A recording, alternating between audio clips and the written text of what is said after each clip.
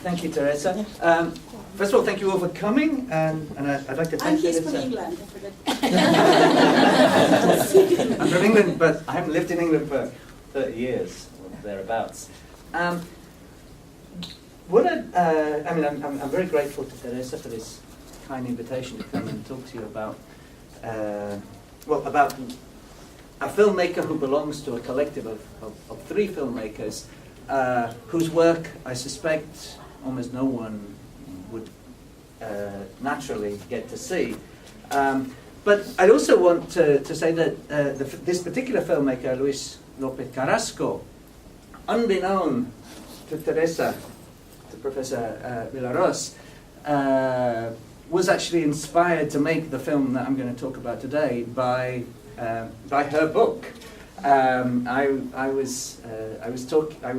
had a meeting with the members of Los Hijos, the collective to which Luis López Carrasco belongs, in January, at the beginning of January this year in Madrid, and a meeting. We were in a bar,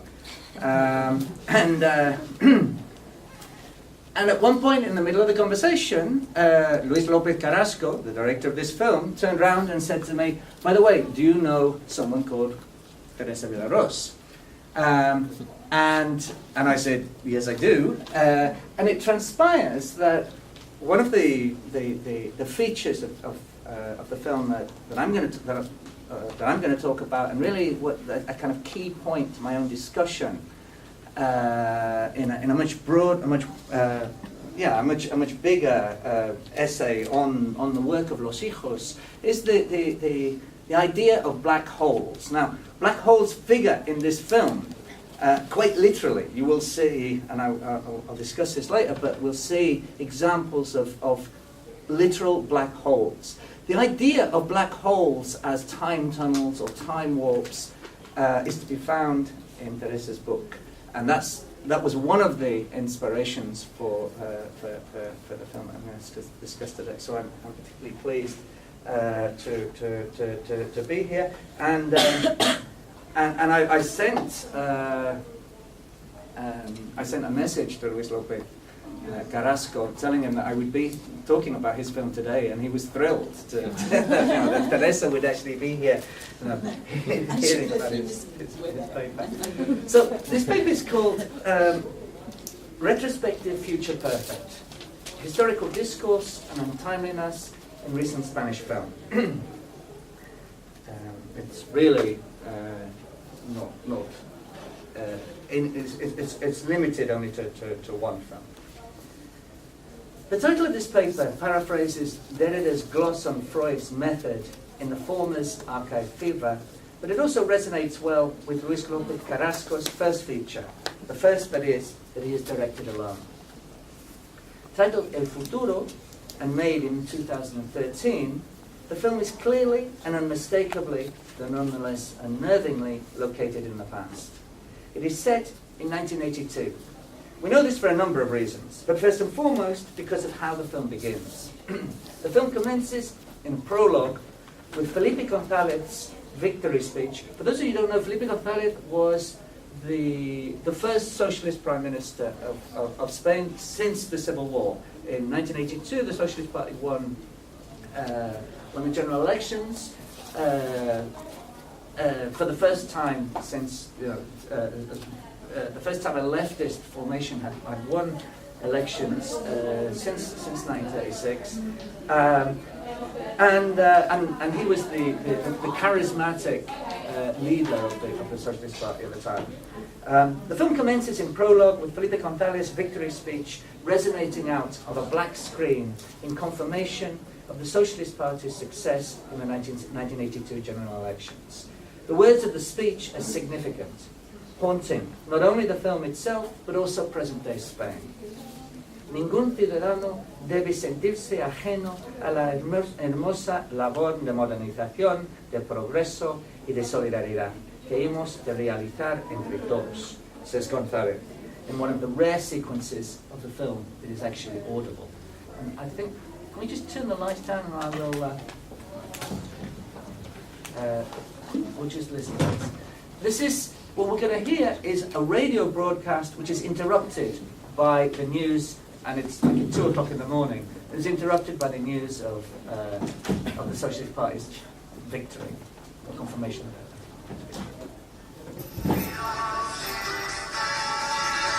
Señores, tenemos que interrumpir la intervención de Juan Pardo porque hay una noticia importante. Alfonso Guerra en la rueda de prensa del Partido Socialista Obrero Español.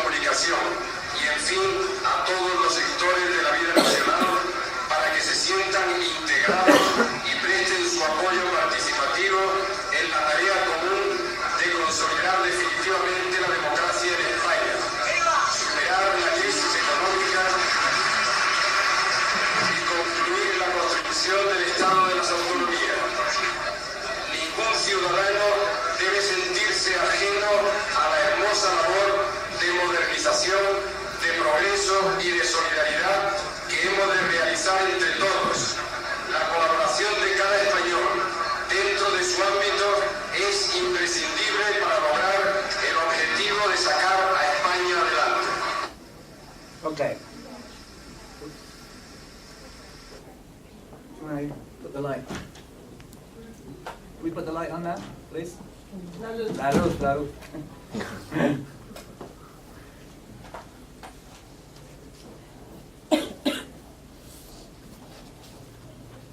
Okay.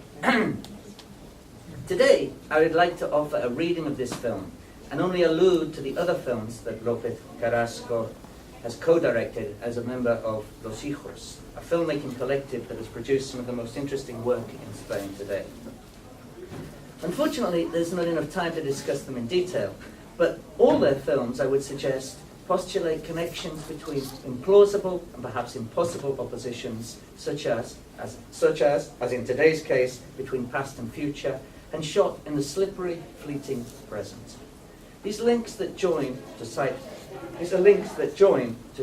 Elizabeth Rottenberg, that which will not be linked, end of quote. Point to a kind of spectrality that in my mind distinguishes the films as a whole. Los Hijos, López Carrasco's individual work does not differ in this respect from his two colleagues in the collective, make a form of political cinema whose critique avoids dogmatism and direct intervention into current affairs to interrogate the constituent material elements of representation, both cultural or filmic representation, as well as political representation. My argument concerns the relation of time to representation. I want to propose that López Carrasco's critique, let's recall that the film and the discussion here today is called El Futuro, and this can be extended to apply equally to the work of Los Hijos, turns on questions of temporality, as suggested by the very word representation. Here I follow Derrida, who in one of his discussions of Heidegger identifies temporal disturbances within the very concept of representation itself. While representation has often been considered, with the emphasis on the re, as the repeat of a presentation, that is, the repeat of a prior sending, it could instead be deconstructed in Derrida's injunction for us to think of the possibility of impossibility, with attention paid to the pre, to mean the repeat of a sending prior to it being sent. Re, pre, sent. While temporality disturbs questions of representation throughout the work of Los Hijos, representation is also central to political discourse, particularly that of post-transitional Spain, in which representative democracy becomes hegemonic, in the sense of being the only possible or permissible form of democracy, and the primary object of the critique offered by the Quinpieme, or the Indignados movement of 2011, whose slogan, a riposte to the political class in its totality, was "No nos representan." They don't represent us. It is in this context, as much as that of the 1982 socialist electoral success, that El Futuro was made and might be read. It perhaps bears consideration that the three members of Los Hijos were all born between 1980 and 1982, and López Carrasco was less than a year old when González made his victory speech. What lies at the heart, then, of El Futuro, and what it addresses both directly and elusively, is a generational legacy. Los Hijos don't call themselves Los Hijos for nothing.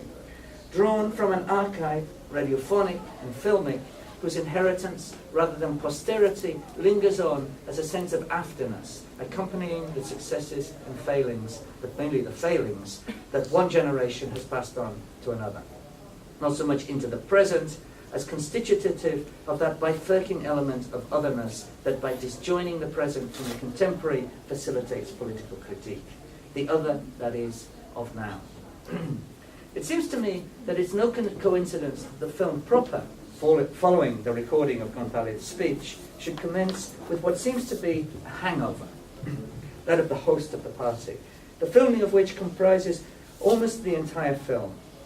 Nor that at the end of the film, its aftermath, the film should move outside, for the only time in the hour of its duration, to an urban exterior, to focus on the streets and buildings of a Madrid neighborhood clearly set in the present, as signaled by the presence not only of air conditioning units not available in 1982, but also of apartment blocks constructed in the late 1980s and early 1990s.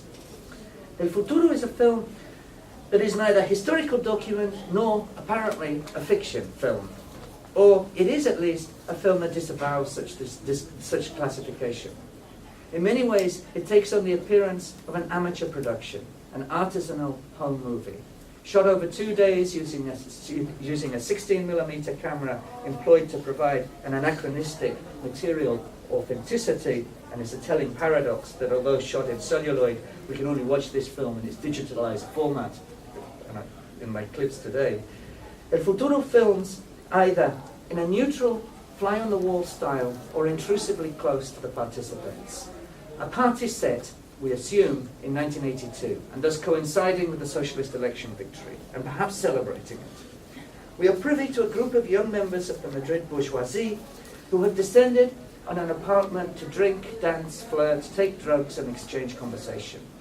The decor of the apartment, the fashion of the clothes, the makeup worn, but above all, the musical soundtrack recreate the atmosphere of the period of the Movida Madrileña, outburst of creativity and excess that happened in the aftermath of the death of Franco. But it's not a costume drama. There is no plot, no narrative beyond the improvised on-screen action. And although it could be confused with the period piece genre, it shares none of what Mark Fisher, in his critique of contemporary pastiche, has dubbed, following Simon Reynolds, retromania.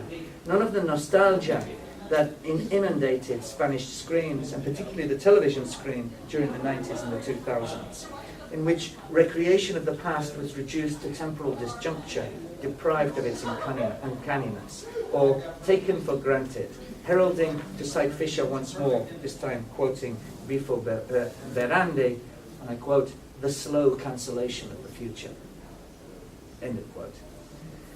The experiment, and in large part the interest of López Carrasco's film, lies in its concern with filmic materiality and its preoccupation with time, not only in its recreation of the historical period, but also in its administration of filmic time and chronological time. The film tests the limits of time, and operates at its liminal edges, squeezing, concertining, and syncopating temporality. Apart from the use of celluloid, as opposed to the habitual and much cheaper digital video that López Carrasco and other members of Los Hijos had previously worked with, López Carrasco and his technical crew also deployed lighting and sound equipment of the period. The roughness of the editing and the blemishes of the film itself add to the impression created of a film made in 1982, except we know it was not. López Carrasco mixed professional and non-professional actors, many of whom were simply friends of the director and did not know one another prior to the shoot, and asked to behave as if they were at a real party. Asked them to behave as if they were at a real party. Though there was an original script at the start of the shooting, it was abandoned almost in its entirety as the party progressed. I will discuss the one exception to this later.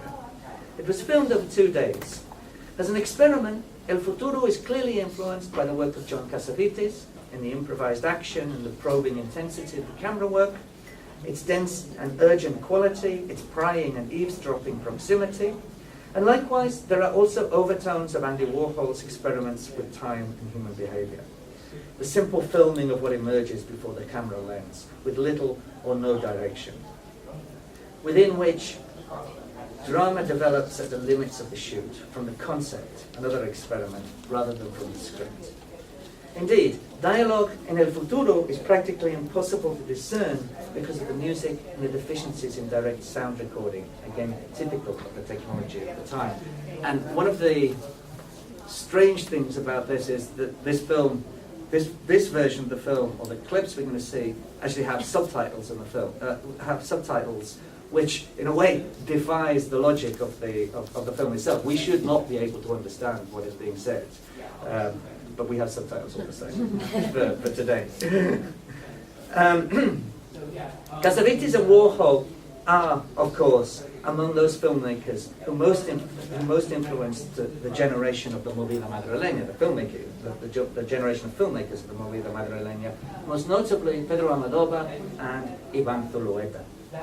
Indeed, Zulueta himself is an important influence on El Futuro, and that influence points to a connection between filmic materiality and cinephilia. To return to the initial moments of the film, having located its historical moment in the politics of the period, Felipe González's speech, El Futuro owes as much to cinephilia as it does to that moment. In a recent interview, López Carrasco has said that El Futuro was inspired, and he describes it as the film's genesis, by a fleeting few shots culled from a sequence of Zulueta's cult 1979 film, Arrebato, in which we see Olvido Cara, better known as Alaska, one of the great stars of pop music of the late 70s and the early 90s, and the early 80s, one of Pedro Almodóvar's early muses, and a central figure of the Movida Madrileña, entering a room full of partygoers with a birthday cake. So what I'm going to do is I'm just going to show a quick, the clip which has inspired the film, and could you turn down the lights, please?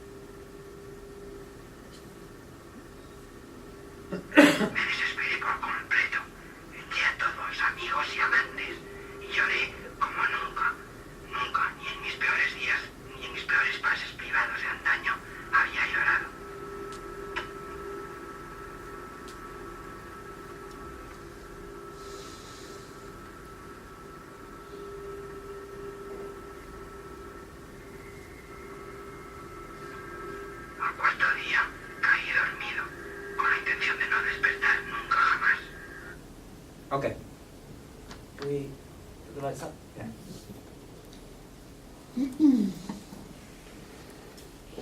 Arrebato is one of the key films of the Movida Madrileña, and that in its darkness, and one that in its darkness, its pessimism stands in stark contrast to Pedro Almodóvar's films, to the Almodóvar films of the same period.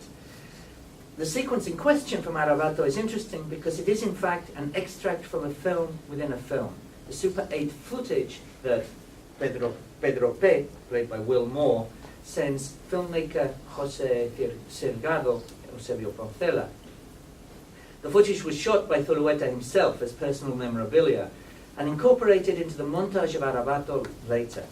What we then see in El Futuro, a film that purports to be a representation in the form of an impression, a recreation of the period, I will return to this point later, is Misinabim, a tumbling cascade of citations of films inside other films generated by a network of references and generating more in turn.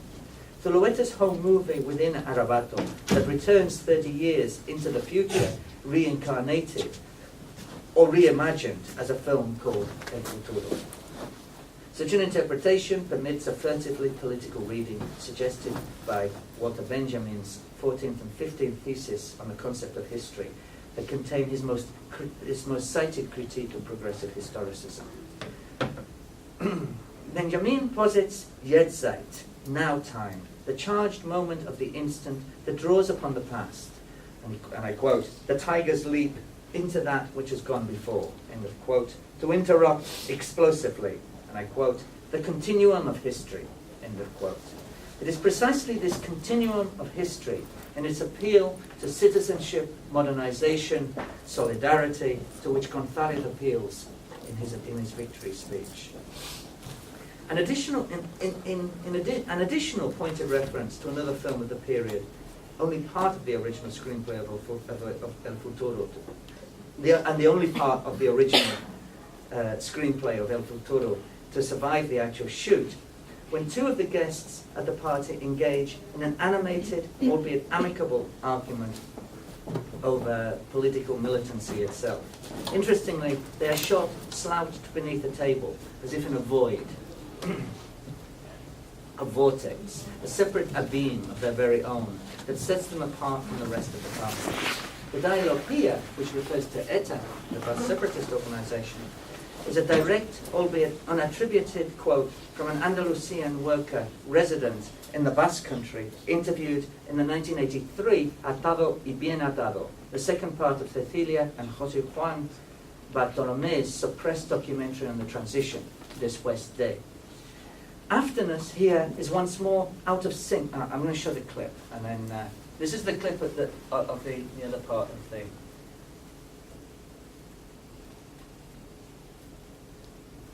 Okay. Well, can you have the light?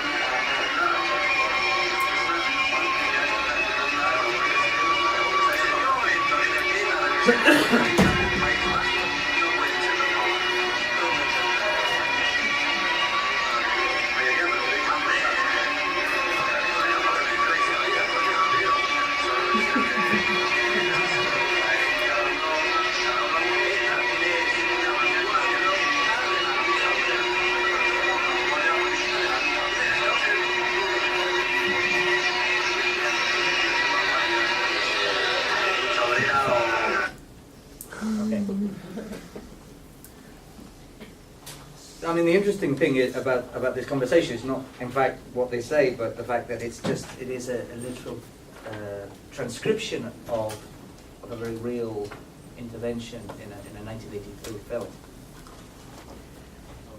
Afterness here is once more out of sync with the time of its address, mobilized paradoxically through the Abim structure as political filmic reference in ways that point once more to a discordant untimeliness, both the pre and the re of representation. A film shot in 2013 and set in 1982 quotes impossibly another film released in 1983. I want for a moment to speculate on two things that are prompted by the idea of Abim. Firstly, the word Abim derives from abyss, which, as Heidegger reminds us, means the absence of ground, Abgrund, and that there is a tension here between recognizable historical specificity as provided by the archive and the unsettling feeling that representation born of the infinite quality of Abim produces in us, and the unsettling feeling that representation born of the infinite quality of Abim produces in us. A sense of groundlessness, in the future's pastness of the film's material historicity, both its cinephilia and its unspoken allusion to posterity or legacy. Secondly, and connected to the missing Abim connections that I'm trying to establish, just as Pedro P's Super 8 film is a supplement to Arabato's Diegesis, a foreign body, as it were, grafted onto the body of Zulueta's text, an artisanal production of the director's own other, his alter ego, so too is its appropriation by López Carrasco, parasitical. El Futuro feeds off its filmic ancestor, which in turn haunts its descendant. The spectral bond between past and future is maintained, aptly for the paranormal, in a place, an apartment, that is itself an artifice, the location for a film, a site and a para-site, haunted by the paranormal. Haunted by the ghosts of the Movida Madrileña and Felipe González, whose presence, still felt in contemporary discourse, provides a spectral link between the public sphere and private life. This private party, like all parties, has its hosts and guests, whose arrival, whose entrance through the doorway is experienced once more as interruption. Interruption, to recall once again Benjamin's thesis on history as temporal disturbance, rupture or disjuncture, the sudden and unexpected appearance of ghosts, undergirds El Futuro. Significantly, the film begins with an interruption, with the voice of a radio broadcaster at 2:30 a.m. on the morning of October 29, 1982. And the radio DJ breaks into Juan Pando's rendition of Suspiros de Amor to announce that the broadcast will switch urgently to the Socialist Party headquarters. The next voice we hear is that of Alfonso Guerra, the PSOE Socialist Party's Vice General Secretary. A spectral presence, if ever there was one. Uniquely, he remains to this day the only surviving congressman of those who entered Parliament with him in 1977, who in turn introduces Felipe González. The interruption is important for a number of reasons. Historically, the PSOE victory marked a historical political breakthrough, the first leftist government elected in Spain since 1936. It interrupts the continuum of centre-conservative rule of the post-Franco era, breaching its consensus inheritance. It also came roughly 18 months after another televised and much repeated interruption in the democratic process, an interruption marked by another interruption, the forced cessation of the live TV broadcast, its reduction to a black screen, when members of the Guardia Civil, led by Lieutenant Colonel Antonio Tejero, burst into the Spanish Parliament on February 23, 1982. An interruption that signalled the end to future right-wing plans to topple democracy and arguably marked the end of the transition. Furthermore, the insistent motif of interruption in El Futuro paradoxically approximates form and content, renders them indistinguishable. Filmic diegesis and materiality, mise en scène and montage. Aside from the arrival of guests as interruption, at one point towards the end of the party, the frivolity and the free-flowing movement of the montage are interrupted by a return to the past in the form of still photographs from an album. These photographs point to the Francoist family past, the childhood of what we assume are the hosts or guests at the party. These photographs haunt the future of their own time, or the future as not what it was. Interruption in the continuum of history of different times is produced as a result of the different technologies, each one in some way or another marked by temporalities. Family photographs from the 1960s, still photography purporting to be from the early 1980s, the 16mm film, the archive recordings, the soundtrack, etc. One could perhaps read this as a comment on the digital technology that López, Carrasco and Los Hijos have always used previously. While their work consistently revolves around temporalities and is notable for its distinct historical charge, digital technology, as opposed to analog or celluloid, arguably exists in a kind of permanent present. Unlike the dated and faded family photos or the overexposed shots and other flaws that I will discuss in a moment, digital video does not deteriorate with age. It is, in a sense, impervious to the passage of time. Finally, the instantaneity of the historical moment, the interruption, is shot, as we've seen at the beginning of this talk, against a black screen, shielding and veiling the future that González addresses. The black screen of the film's commencement returns partially in fragmentary mode towards the end of the film, in the form of interruptions, editorial breaches, what I earlier referred to as blemishes or flaws, signs of antiquated montage, the intermittent marks on the texture of the celluloid and the discordant, jarring acoustics, the very historically specific cinematic material that marks the film's pastness.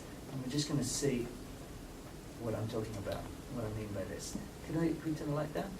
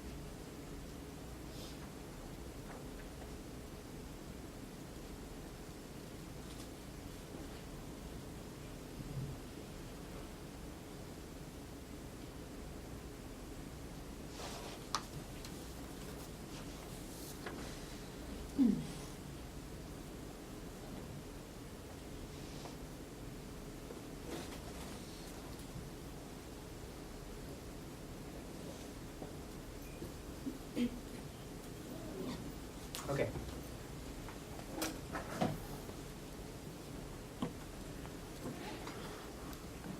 While these black dots reveal, in subconscious fashion, the materiality of the film's imperfect montage, they also have, I would suggest, a diegetic component.